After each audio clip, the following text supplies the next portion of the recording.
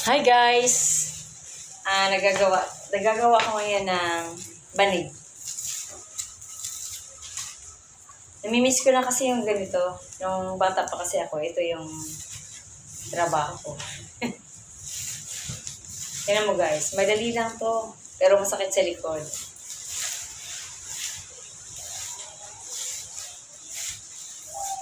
Tawag dito, lalagutan. Tapos, diba, gagawin na. Parang iaano mo siya,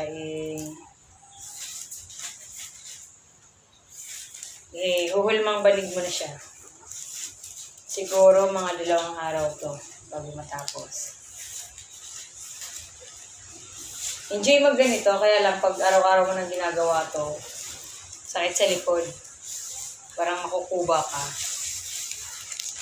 Pero kapag sanay ka na naman, carry mo naman yun. Ito yung mga hanap buhay ng mga kababaihan dito sa probinsya namin. Nagawa ng banig,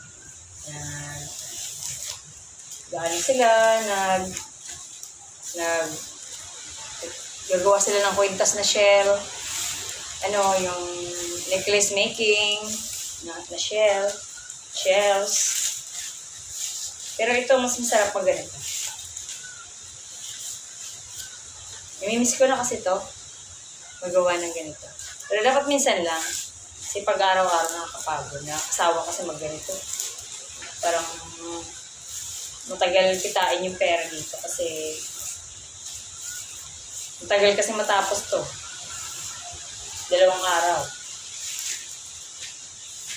Yun lang.